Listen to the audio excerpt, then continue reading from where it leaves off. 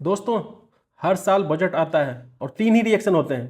Government हमेशा बोलती है भाई ये हिस्टोरिक बजट है, तो एज यूजल इस बार भी आपने उनके गवर्नमेंट के ट्वीट्स देखो, प्राइम मिनिस्टर से लेके होम मिनिस्टर और दूसरे बाकी के जो मिनिस्टर हैं, इनफैक्ट जो एमपी जो उनके आप देखो, सब एक ही चीज़ बोले भाई हिस्टोरिक बजट है, विकसित भारत बनेगा।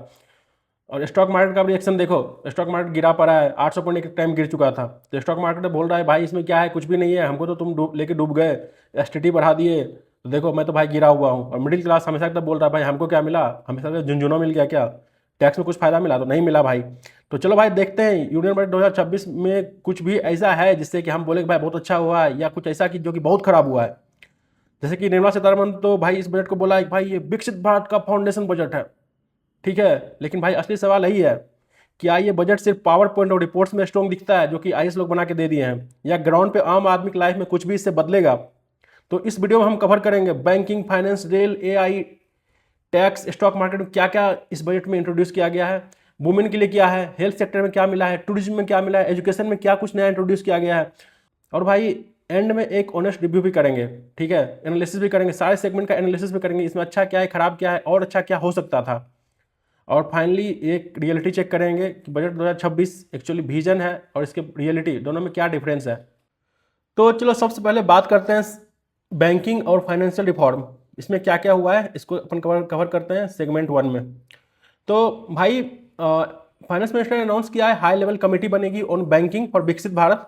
इसका काम होगा बैंकिंग सेक्टर का फुल रिव्यू करना, credit growth, digital banking, risk management और फ्यूचर इकोनॉमी के हिसाब से बैंक को अलाइन करना है, ठीक है। साथ ही ये पीएफसी, पावर फाइनेंस कॉर्पोरेशन, और आरईसी, रूरल इलेक्ट्रिफिकेशन कॉर्पोरेशन को रीस्ट्रक्चर किया जाएगा। इसमें ये सब कुछ फाइनेंस मिनिस्टर ने बजट में बोला है। फिर आता है एक इंटरेस्टिंग पॉइंट, भाई एफएम ने बोला अगर कोई कंपनी 1000 करोड़ से ज्यादा का सिंगल बॉन्ड इशू करती है तो उसको 100 करोड़ का इंसेंटिव मिलेगा, ठीक है। मतलब गवर्नमेंट चाहती है कंपनी लोन के बजाय बॉन्ड मार्केट से पैसा उठाए। साथ में कॉर्पोरेट बॉन्ड्स में टोटल रिटर्न स्वैप लाया जा रहा है। फेमर रूल्स का रिव्यू होगा ताकि फॉरेन इन्वेस्टमेंट ईजियर बने। तो भाई अगर इसको फाइनली एनालिसिस करें तो इसका मतलब यही होता है कि लॉन्ग टर्म में इंडिया का फाइनेंशियल सिस्टम बैंक सेंट्रिक से मार्केट सेंट्रिक बनाने की कोशिश हो रही है, ठीक है। इसमें अच्छा बात क्या है, इसमें अच्छा बात यही है कि बैंक से प्रेशर कम होगा, कंपनीज को कैपिटल चीपर मिलेगा, इजिली कैपिटल अवेलेबल हो जाएगा। और उसके अलावा फॉरेन इन्वेस्टर्स के लिए अच्छा अट्रैक्शन पॉइंट रहेगा, तो फॉरेन इन्वेस्टमेंट आसान हो जाएगा इसमें। लेकिन प्रॉब्लम क्या है, तो भाई इसमें प्रॉब्लम ये है कि रिटेल इन्वेस्टर्स को बॉन्ड का उतना समझ है नहीं अभी, राइट। दूसरा, बैंकिंग फ्रॉड्स का सॉल्यूशन नहीं दिख रहा है। और उसके अलावा जो पीएसयू बैंक्स होता है अभी भी पॉलिटिकल प्रेशर में रहता है, तो उस पर कुछ भी बात बोला नहीं गया है। तो भाई लास्ट में इस सेगमेंट को यही कहकर समराइज करेंगे, भाई सिस्टम तो फ्यूचर रेडी बनाना है, पर भाई बैंक का सर्वर अभी भी लंच के बाद ही चलता है, ठीक है। एसबीआई का अभी भी वही हाल है। तो भाई पहले बैंक का जो एनपीए है उसको तो ठीक करो, और बैंकिंग को पॉलिटिकल प्रेशर से निकालो, भाई पहला काम ये करना है। तो भाई ये था सेगमेंट 1। चलो मूव करते हैं सेगमेंट 2 की तरफ। तो भाई सेगमेंट 2 में हम बात करने वाले हैं फॉरेन इन्वेस्टमेंट और स्टॉक मार्केट के लिए बजट में क्या कुछ बोला गया है। भाई बजट का एक बहुत ही शानदार फीचर है जो कि स्पेशली फॉरेन इन्वेस्टर्स को लुभाएगा, स्पेशली वो लोग जो इंडिया से बाहर रहते हैं, इंडिया वाले। तो भाई अब फॉरेन इंडिविजुअल्स डायरेक्टली इन्वेस्ट कर सकते हैं इंडियन स्टॉक में। इसका लिमिट बढ़ा दिया गया, पहले ही लिमिट था 5%, अब इसको बढ़ा के कर दिया गया 10%। इसके अलावा कंबाइंड जो लिमिट है उस पहले था वो 10%, उसको बढ़ा के अब कर दिया गया 24%। तो इसका मतलब क्या समझते हैं, तो भाई इसका मतलब ये है कि जो लोग अभी दुबई, सिंगापुर, यूएस या कहीं भी इससे भी इन्वेस्ट करते हैं, ठीक है, अब डायरेक्टली इंडियन मार्केट में घुसेगा। अब जो भी वहाँ का इन्वेस्टर होगा, पहले जिसका लिमिट कम था उसकी लिमिट बढ़ जाएगा। तो इसका इंपैक्ट क्या होगा, इसका इंपैक्ट ये होगा कि मार्केट में लिक्विडिटी बढ़ जाएगा, इंडियन स्टार्टअप्स को कैपिटल इजिली अवेलेबल हो सकता है। इसके अलावा अपना जो लोकल करेंसी रुपया है, रुपया भी स्ट्रॉन्गर हो जाएगा, ठीक है। लेकिन इसका रिस्क क्या है, तो भाई इसका रिस्क जो फॉरेन मनी का सबसे बड़ा रिस्क होता है ना, कि वो मनी बहुत ही वोलाटाइल होता है। जब भी कुछ रिस्क होगा वो बहुत जल्दी भागने की कोशिश करते हैं। तो अगर ये आज आया कल निकल जाएगा, आपको कुछ गारंटी नहीं है, तो ये हमेशा एक रिस्क बना रहेगा जाने का। तो इससे क्या होगा, इससे मार्केट में पैनिक क्रिएट हो सकता है। और आप अगर एग्जांपल देखो पिछले 7-8 साल से, तो हर साल एफआई लगातार कंटिन्यूसली इंडिया मार्केट में सेल ही कर रहे हैं, जबकि आपको इंडिया का मार्केट अगर बचा हुआ है, इतना ऊपर चल रहा है, तो इसमें बस जो mutual fund, domestic mutual fund है, वो लोग इसको बचाए हुए हैं, ठीक है। तो जब भी अगर ये फॉरेन इन्वेस्टर निकलता है इंडियन मार्केट से बहुत तेजी से बेचते हुए, तो रिटेलर लोग पैनिक में आ जाता है, रिटेलर लोग का लॉस हो जाता है, ठीक है। क्यों भाई, रिटेल इन्वेस्टर को हमेशा लगता है भाई वो तो लॉन्ग टर्म का इन्वेस्टर है, ठीक है। बट फॉरेन इन्वेस्टर से कोई मतलब नहीं, उनको प्रॉफिट हुआ निकल लेंगे, देखेंगे मार्केट क्रैश होने वाला उस टाइम में निकल जाएंगे। तो ठीक है भाई, तो ये होता है कंप्लीट सेगमेंट 2। अब मूव करते हैं सेगमेंट 3 की तरफ। तो भाई अगला जो सेगमेंट है उसमें हम बात करने वाले हैं हाई स्पीड रेल कॉरिडोर्स का। इसके लिए क्या कुछ बोला गया है, तो भाई फाइनेंस मिनिस्टर ने 7 high speed rail corridors announcement किया है, ठीक है। इसमें आपका पहला कॉरिडोर है मुंबई पुणे, दूसरा है पुणे हैदराबाद, उसके अलावा है हैदराबाद बेंगलुरु, हैदराबाद चेन्नई, चेन्नई बेंगलुरु, दिल्ली वाराणसी और वाराणसी सिलीगुड़ी। भाई वाराणसी आखिरकार कैसे नहीं रहेगा, वाराणसी तो भाई प्राइम मिनिस्टर खुद ही मेंबर ऑफ पार्लियामेंट है, तो वहाँ तो रहेगा ही रहेगा। लेकिन भाई क्वेश्चन उठता है कि ये सिटीज ही क्यों स्पेसिफिकली, इंडिया में तो इतने सारे सिटीज हैं, तो यही 7 कॉरिडोर इसी सिटीज के अराउंड क्यों डेवलप किया जा रहा है? क्योंकि भाई ये सिटीज जो है स्पेशली आप देखोगे फाइनेंशियल हब्स हैं। ऐसा जैसे कि मुंबई है, आपका हैदराबाद है, बेंगलुरु है, चेन्नई है, तो ये सारे फाइनेंशियल हब्स हैं आईटी की, और इसके अलावा ये आईटी हब्स हैं, मैन्युफैक्चरिंग जोन्स हैं। और इसके अलावा जो इसके अलावा बोलेंगे लोग बोलेंगे कि फिर वाराणसी क्यों भाई, क्योंकि वाराणसी स्पिरिचुअल टूरिज्म सेंटर्स है, तो इसके इसलिए इस सिटीज़ के अराउंड ये high speed rail corridors develop किया जा रहा है। अब इसका मेन गोल क्या है भाई, इसका मेन गोल है कि ट्रेवल टाइम कम करना, कार्बन इमिशन कम करना और रीजनल डेवलपमेंट को प्रमोट करना है, ये इसका मेन गोल है। लेकिन भाई इसका रियलिटी क्या है भाई, रियलिटी तो यही है, सब जानते हैं बुलेट ट्रेन तो पिछले 10 साल से बोला जा रहा है, लेकिन अभी तक हुआ क्या, अभी तक सपना सपना ही है। तो भाई ये बोला जा रहा है 7 हाई स्पीड रेल कॉरिडोर, देखने में देखते हैं कब तक बनता है। हम तभी बनेंगे जब ये बन जाता है, बोल सकते हैं हाँ भाई ये हो गया है। पर क्योंकि भाई आपको पता है कि अभी नॉर्मल ट्रेन तो जो है उसका स्पीड क्या है, कैसे चलता है, तो ये हाई स्पीड रेल कॉरिडोर आप कर रहे हो, बट देखते हैं इसमें चैलेंजेस है। अभी इसमें सबसे बड़ा चैलेंजेस ये है कि रेल लैंड एक्विजिशन का, और फिर उसके बाद टिकट प्राइसिंग कैसा रखते हो वो भी मैटर करता है, फिर कब कंप्लीट होगा, तो ये सारे चैलेंजेस ये देखना पड़ेगा। तो ये था भाई सेगमेंट 3 यहाँ पे कंप्लीट होता है। अब चलो मूव करते हैं सेगमेंट 4 की तरफ। तो सेगमेंट 4 में हम बात करेंगे एआई और सर्विस सेक्टर में क्या कुछ बोला गया बजट में, क्या कुछ प्रॉमिस किया गया है। तो भाई एआई और सर्विस सेक्टर के लिए फाइनेंस मिनिस्टर ने बोला है कि इंडिया अब मैन्युफैक्चरिंग के साथ साथ सर्विस सुपर पावर बनेगा, ठीक है। इसके लिए एक high power education to employment committee बन रही है। इसका काम होगा AI, fintech, IT services, BPO, edtech, health care services, इन सारी सेक्टर्स में अपने बेसिकली ओपिनियन देना, कैसे इंडिया को as a global leader present कर सकते हैं सर्विस सेक्टर में, कैसे इंप्लॉयमेंट जनरेट होगा, क्या कुछ बेटर अपॉर्चुनिटी क्रिएट हो सकता है। तो ये सारे इनका गोल यही सब है कि यूथ को कैसे इंप्लॉयमेंट प्रोवाइड करें, एक्सपोर्ट्स को कैसे बढ़ावा मिले, ग्लोबल लीडरशिप में कैसे इंडिया नंबर 1 पोजीशन में पहुंचे सर्विस सेक्टर में। बट इसमें प्रॉब्लम क्या है भाई, प्रॉब्लम है इंडिया का एजुकेशन सिस्टम, जो अभी भी मतलब न्यू जो ट्रेंड है वर्ल्ड में चल रहा है, इनोवेशन R&D पे उतना ज़्यादा फोकस नहीं कर रहा है। अभी भी वो पुराने जमाने का चला रहा है, रट लेना है सिलेबस, सब्जेक्ट बस पास कर लेना है, क्लास 10 12 बस वही सब करना है मेनली।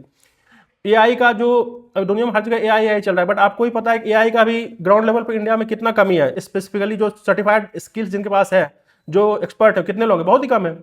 तो भाई अभी इंडिया बहुत ही नेसेंट स्टेज में है, अभी इंडिया को बहुत काम करने की जरूरत है, स्पेशली ग्लोबल सुपर लीडर बनने में। स्किल गैप बहुत ह्यूज है, डिग्री ज़्यादा है लेकिन एक्चुअल स्किल बहुत कम है। अभी हाल फिलहाल में एक रिसर्च भी हुआ था, तो उसमें बोला गया था कि इंडिया में जॉब्स है, बट उस जॉब के लिए जो बंदे चाहिए, जिनके पास स्किल्स चाहिए एआई का, वो वैसे बंदे बहुत ही कम अवेलेबल है। तो ये कंप्लीट होता है भाई सेगमेंट 4। अब मूव करते हैं सेगमेंट 5 की तरफ। तो सेगमेंट 5 में हम बात करेंगे वुमेन, हेल्थ और सोशल सेक्टर में, उसमें क्या कुछ किया गया है। तो भाई इस सेक्टर में जो बड़ा अनाउंसमेंट किया गया वो आपका वुमेन के लिए, पहले बात करते हैं वुमेन के लिए। तो वुमेन के लिए बोला गया है एक गर्ल्स हॉस्टल रहेगा एवरी डिस्ट्रिक्ट में, 1 girls hostel in every district, ये सबसे बड़ा अनाउंसमेंट है। दूसरा बोला गया जो अभी लखपति दीदी प्रोग्राम चलता है, बोला गया उस प्रोग्राम को और एक्सपेंड किया जाएगा। जो लखपति दीदी प्रोग्राम के अंदर अब क्या किया जाएगा, बोला गया कि जो वुमेन उससे जुड़ी हुई हैं उनको बोला जाएगा कि आप एक एंटरप्रेन्योर बनो, उनको खुद ही ओनर बनाया जाएगा, उस दिशा में काम किया जाएगा। इसके अलावा हेल्थ सेक्टर में क्या कुछ बोला गया है, तो हेल्थ सेक्टर में बोला गया है 1 लाख एलाइड हेल्थ प्रोफेशनल्स को डेवलप किया जाएगा, उनको लर्निंग स्किल्स दी जाएगी। उसके अलावा जो लोग केयर टेकर्स होते हैं उनको वैसे भी 1.5 लाख और लोगों को ट्रेंड किया जाएगा। फिर वेटनरी कॉलेज को सब्सिडी दी जाएगी। मतलब इसका मतलब ये हुआ कि इंडिया को फ्यूचर में बहुत सारे मतलब health care staff nurses, compounders की जरूरत पड़ने वाली है, टेक्नीशियंस की, केयर गिवर्स की और डॉक्टर्स की शॉर्टेज ना हो, इसके लिए ये सारी चीज़ें की जाएगी। तो इसमें अच्छी बात क्या है, इसमें अच्छी बात यह है कि वुमेन सेफ्टी पे फोकस किया जा रहा है, हेल्थ केयर जॉब्स बहुत क्रिएट होंगे फ्यूचर में। फिर इससे आपको रूरल एम्पावरमेंट भी होगा, जो लखपति दीदी प्रोग्राम है उसका मेन मोटिव यही है कि इससे जो गांव में और जो औरतें काम करें, जो जुड़ी हुई हैं इन सारे, इससे उनको खुद ही अपने आप उनको ऑनर बनाया जा सके, वो चीज़ों को समझ सके और अपने आप को डेवलप कर सके, इकोनॉमिकली ज़्यादा स्ट्रॉन्ग बन सके। पर भाई इसमें जो इसका जो रियलिटी चेक करते हैं, इसमें सबसे ज़्यादा दिक्कत क्या है ना कि इसमें अभी सैलरी स्ट्रक्चर क्या होगा, जो जॉब क्रिएट होगा का क्या सैलरी होगा, ये उस पर कुछ भी बात नहीं किया गया। दूसरे अलावा कि आपको ही पता है कि अभी हेल्थ केयर सेक्टर में हम बोल रहे हैं कि हम इतना क्रिएट करेंगे, but government health care hospitals sectors की क्या कंडीशन हो आपको मालूम ही है। हर जगह प्राइवेट हॉस्पिटल्स का डोमिनेशन है, तो कैसे आप गवर्नमेंट हॉस्पिटल को पहले बेटर करोगे, उस पर भी कुछ भी बोला नहीं गया, उस पर कुछ फोकस नहीं किया गया। और गवर्नमेंट हॉस्पिटल्स ऑलरेडी उसके बाद भी ओवरलोडेड रहते हैं, बिकॉज इंडिया में इतने लोग 75% लोग पुअर गए, तो गवर्नमेंट हॉस्पिटल हमेशा फुल मतलब ओवरफुल रहता है, ओवरलोडेड रहता है। तो उस पर भी कुछ बात नहीं किया, उसको इंफ्रा कैसे इंप्रूव किया जाए, उस पर कुछ भी अभी तक ऐसा बोला नहीं गया है। बट ठीक है जो भी है, तो यहाँ पे आपका कंप्लीट होता है सेगमेंट 5। अब मूव करते हैं सेगमेंट 6 की तरफ। तो सेगमेंट 6 में हम कवर करने वाले हैं ऑरेंज इकोनॉमी और टूरिज्म, इस पर बहुत ज़्यादा जोर दिया गया है, इसको अपन कवर करते हैं। तो भाई अब गवर्नमेंट ने ऑफिशियली बजट में बोला है कि ऑरेंज इकोनॉमी मतलब है कि animation, VFX, gaming, comics, OTT content, इन सारी चीज़ों पे बहुत सारे कंटेंट क्रिएटर को डेवलप किया जाएगा। इसकी बेसिकली प्रॉपर ट्रेनिंग दी जाएगी, प्रॉपर इसके लिए इंस्टीट्यूट खोला जाएगा जहाँ पे कि इन सारी चीज़ों के लोगों को ट्रेनिंग दी जा सके, क्योंकि फ्यूचर में इसका डिमांड बहुत होने वाला है। ऐसे बहुत सारे कंटेंट क्रिएटर की जरूरत पड़ेगी, तो कंटेंट क्रिएटर बेस्ड इकोनॉमी पे जोर दिया जा रहा है। इसके अलावा 15 archaeological sites, turtle trail, bird watching, trekking routes, national institute of hospitality भी डेवलप किया जाएगा। बेसिकली टूरिज्म पे फोकस किया जा रहा है, तो tourism as well as content creator economy, इन चीज़ों में बहुत फोकस किया जा रहा है। इसमें इंडिया में इनॉर्मस स्कोप है, बिकॉज इंडिया आपको पता है इंडिया एक बहुत बड़ी कंट्री है, और यहाँ पे इंडिया के हर कोने में आपका कुछ ना कुछ टूरिस्ट स्पॉट है जो उसको कि अच्छा खासा डेवलप किया जा सकता है। तो इस पर गवर्नमेंट भी बहुत फोकस करने वाले हैं, टूरिज्म पे और कंटेंट क्रिएटर बेस्ड इकोनॉमी पे, क्योंकि टूरिज्म में बहुत ज़्यादा आपका जॉब्स क्रिएट करने का स्कोप भी होता है। जो tourism plus creativity, content creation basically creativity है, राइट, उसमें जॉब्स का बहुत ज़्यादा स्कोप है। और इसका अगर रियलिटी बोले तो भाई इंडिया में टैलेंट तो है, इसमें तो कोई डाउट है ही नहीं, पर भाई जो मेन इशू तो होता है फंडिंग का, ट्रेनिंग का, ग्लोबल एक्सपोजर कम है। तो गवर्नमेंट उस डायरेक्शन में फोकस कर रही है, और सही से अगर इम्प्लीमेंट किया जाए तो इंडिया का एक बहुत ही फ्यूचर जो बहुत ब्राइट दिखता है, क्योंकि इंडिया में टैलेंट की खैर भाई कोई कमी है नहीं। और खास स्पेशली इन सारी चीज़ों में, कंटेंट क्रिएशन में एंड टूरिज्म में, टूरिस्ट गाइड, इन सारी चीज़ों पर अगर सच में काम किया है तो definitely there is a lot of scope. तो ये तो था भाई सेगमेंट 6 कंप्लीट होता है। अब मूव करते हैं सेगमेंट 7 की तरफ, जहाँ पे कि टैक्स रिफॉर्म्स की बात की गई है, जो कि मतलब कि जिस पे कि लोग ज़रा फोकस करते हैं, जो कि बिगेस्ट पार्ट है। तो भाई इनकम टैक्स एक्ट 2025 जो था वो इफेक्टिव हो जाएगा 1 अप्रैल 2026 से। जो इसमें मेजर चेंजेस जो अनाउंस किए गए, उसमें जो ओवरसीज टूर करते हैं तो उसको टीसीएस घटाकर अब कर दिया जाएगा, जो पहले 5 से 20% और घटाकर बोला गया 2% कर दिया जाएगा। इसके अलावा जो मेडिकल और एजुकेशन बेस्ड रिमिटेंस होते हैं उसको भी घटा के बोला गया 2% कर दिया जाएगा। एंड अब फॉरेन एसेट अगर किसी को डिस्क्लोज करना है तो उसके लिए भी 6 मंथ्स का टाइम दिया जाएगा, ठीक है। और आईटीआर डेडलाइन को अभी भी सेम रखा गया 31 जुलाई। तो ये सारे मेजर चेंजेस इसमें अनाउंस किए गए। इसमें अच्छी बात क्या है, इसमें अच्छी बात है कि स्टूडेंट्स को रिलीफ मिलेगा। आपका अगर 2% कर दिया तो ऑफकोर्स रिलीफ मिलेगा। मेडिकल पेशेंट्स को भी रिलीफ मिलेगा, ठीक है। अब जो आदमी ओवरसीज टूर करना चाहता है उसके लिए भी ट्रेवल थोड़ा चीपर हो जाएगा। और उसके अलावा जो आपका फॉरेन एसेट्स डिस्क्लोज करने का 6 मंथ दिया गया है तो आपका कंप्लाइंस सिंपल हो जाएगा। लेकिन इसमें जो निराशा हाथ लगी है वो निराशा यह है कि मेजर इनकम टैक्स ला में कुछ भी चेंज नहीं हुआ इस बार, कुछ भी मतलब डायरेक्ट टैक्स या इनडायरेक्ट टैक्स में कुछ भी मेजर चेंज हुआ नहीं है। तो इससे मिडिल क्लास लोग थोड़ा उतने खुश नहीं है, मतलब लाइक उनको लगता है कि इस बार कुछ भी मिला नहीं, कुछ भी डायरेक्ट ऐसा कुछ डायरेक्ट रिलीफ तो नहीं मिला है, ठीक है। तो सिंपल सा अगर इसको समराइज करें इस सेगमेंट में तो यही बोल सकते हैं भाई, टैक्स रूल तो सिंप्लीफाई बोल रहे करेंगे। मेनली मिडिल क्लास वाले यही बोल रहे हैं भाई हमारा सैलरी कब बढ़ेगा भाई, और हमको टैक्स लगना कब कम होगा, हम तक सिर्फ हम ही लोग टैक्स भरते रहे। तो भाई मिडिल क्लास का भी पेन समझो भाई, उनके लिए कभी कुछ करो।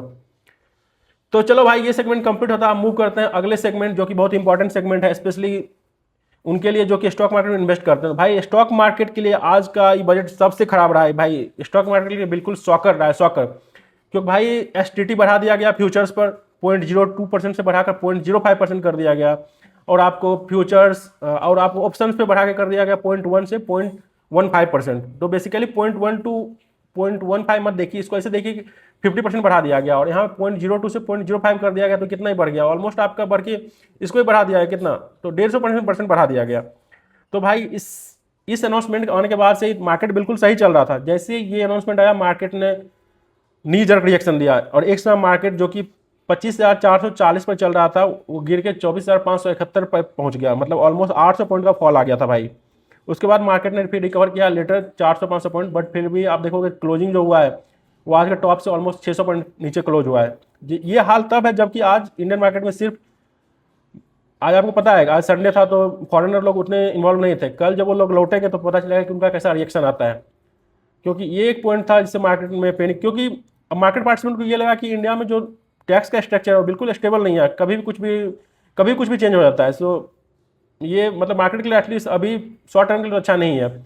इसके अलावा जो ब्रोकरेज कंपनीज हैं एंड जो एक्सचेंजर कंपनी है उनका भी आप रिएक्शन देखो, एक्स में BSE 10%, एंजल वन, BSE ये सारे स्टॉक गिरे हुए थे, राइट। तो MCX, तो स्टॉक मार्केट एक्सचेंजर इनके लिए ये अनाउंसमेंट एटलीस्ट अच्छा नहीं है।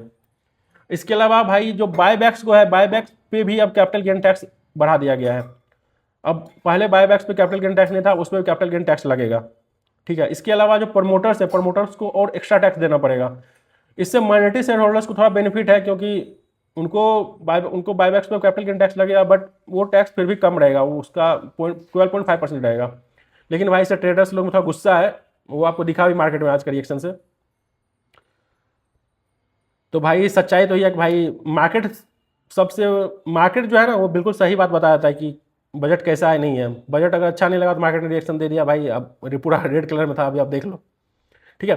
तो भाई चलो ये सेगमेंट कंप्लीट होता, अब मूव करते हैं अगले सेगमेंट में। तो अगला सेगमेंट है भाई अपना ग्रीन एनर्जी और न्यूक्लियर एनर्जी पे क्या कुछ बोला गया है। तो भाई न्यूक्लियर इंपोर्ट्स ड्यूटी फ्री हो जाएगा टिल 2035, ठीक है। उसके अलावा 20,000 करोड़ का कार्बन कैप्चर अनाउंस किया गया है। उसके अलावा बोला गया गवर्नमेंट तरफ से कि रिन्यूएबल एनर्जी पे पुश किया जाएगा। तो इसका गोल इंटायरली यही है कि भाई एनर्जी सिक्योरिटी पे हम फुली सेल्फ सफिशिएंट बन जाए, प्लस जो क्लाइमेट गोल्स है उसको भी अचीव किया जाए। तो रियलिटी तो यही है भाई कि हाँ इंडिया इस पर बहुत सालों से काम कर रहा है, स्पेशली ग्रीन एनर्जी पे। तो ग्रीन विजन स्ट्रॉन्ग है एंड बट अभी भी कोल बेस्ड एनर्जी अभी भी प्रोड्यूस होता ही है। तो लेकिन फिर भी इसमें तो एटलीस्ट हम बेटर कर रहे हैं।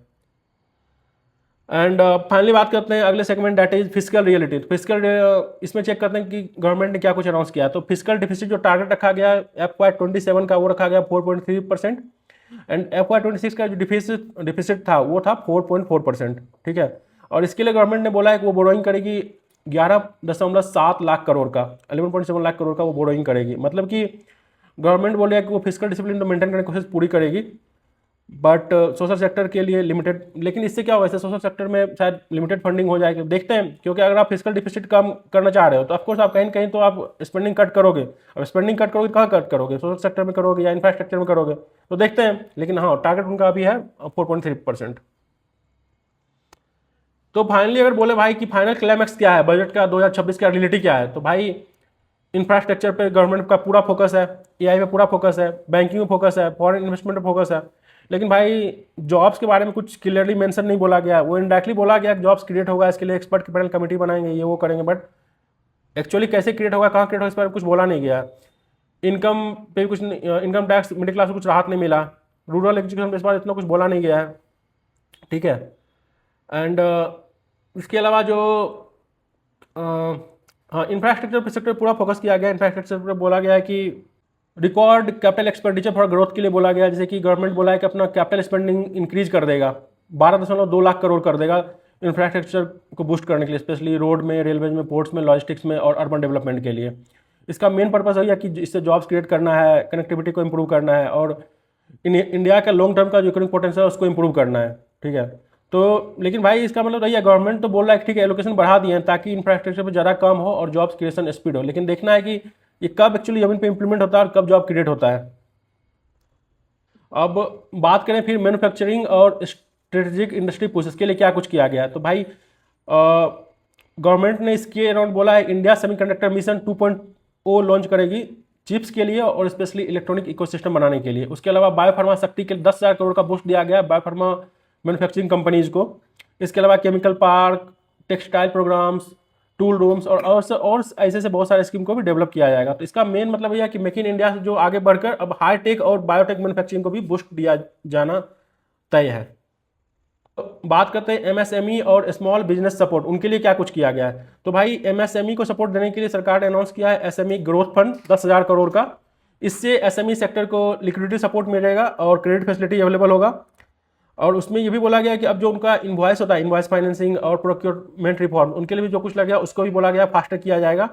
तो कहने का मतलब यही है कि स्मॉल बिजनेस को कैश फ्लो और एक्सपेंशन सपोर्ट मिलेगा। और चलो बात करते हैं एग्रीकल्चर और रूरल पे क्या कुछ फोकस किया गया इस बजट में। तो भाई बजट बोलता है कि 500 रिजर्वायर प्रोजेक्ट्स को इंटीग्रेटेड फार्मिंग के अंदर डेवलप किया जाएगा, फिशरीज सेक्टर को भी सपोर्ट मिलेगा, और उसके अलावा agri stack better tech adoption पे जोर दिया जाएगा एआई थ्रू एआई इंटीग्रेशन। तो कहने का मतलब भैया कि किसान को जो है प्रोडक्टिविटी टूल्स, इंफ्रास्ट्रक्चर और टेक्नोलॉजी सपोर्ट प्रोवाइड किया जाएगा। फाइनल में एंडिंग इसी से करेंगे कि भाई यूनियन बजट 2026 सच में इंडिया को फ्यूचर के लिए रेडी करता है, लेकिन प्रेजेंट में यूथ को जॉब चाहिए, यूथ जॉब ढूंढ रहा है। मिडिल क्लास चाहता है भाई उसको सैलरी इन हैंड सैलरी ज़्यादा है, उसके लिए उसका इनकम टैक्स थोड़ा कम हो, क्योंकि भाई मिडिल क्लास ऑलमोस्ट हर कोई ईएमआई लिए हुए, हर कोई लोन लिए हुए ईएमआई भर रहा है, तो चाहता है थोड़ा हाथ में ज़्यादा सैलरी आए जिससे कि इनकम टैक्स कम कटे, तो उनका लाइफ स्टाइल तो और बेटर हो। फार्मर्स भाई एक्चुअली वेट कर रहा है कि ज़मीन पे कब कोई स्कीम इंप्लीमेंट होगा, ठीक है। और स्टॉक ट्रेडर तो भाई रो ही रहा है, आप वो देख ही रहे हो, मार्केट पूरा क्रैश हो चुका है, ठीक है। तो भाई बजट एक विजनरी सीईओ का प्लान है, देखते हैं क्या होता है। कोई ऐसा तो लगता है कोई सीईओ बना के दिया है इंडस्ट्री के लिए, ठीक है, जिसमें भाई शेयर होल्डर्स खुश है पर एम्प्लॉय भाई अभी भी अप्रेजल का वेट कर रहा है। तो भाई इंडिया सुपर पावर बनेगा कि नहीं बनेगा, तुम लोग क्या लगता है?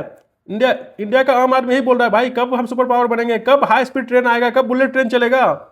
बस ये लोग फ्यूचर का सपना ही दिखाते रहेंगे। फ्यूचर ब्राइट है भाई, प्रेजेंट का बिल कौन भरेगा, ठीक है भाई। तो भाई यही था ऑल इन ऑल आपका जो बजट में जो कुछ पाया, ऑलमोस्ट हम सब कुछ कवर कर दिए, मेन मेन पॉइंट जो कुछ भी था। आपको क्या लगता है बजट आपके हिसाब से आप 1 से 10 में कितना रेट करोगे? आपके हिसाब से क्या कुछ मिसिंग है बजट में, क्या कुछ अच्छे पॉइंट्स हैं? आपका जो भी कमेंट्स है, सजेशन है, आप कमेंट सेक्शन में डाल सकते हो। आपको बजट में क्या अच्छा लगा, सरकार क्या कुछ अच्छा इंप्रूव कर सकती थी, आपको बजट में क्या कुछ खामियां लग रही हैं, क्या कुछ कमियां लग रही हैं, ज़रूर अपना ओपिनियन कमेंट सेक्शन में मेंशन करो। तो दोस्तों बस यही तक था इस वीडियो में। Thank you very much for watching. Thanks a lot.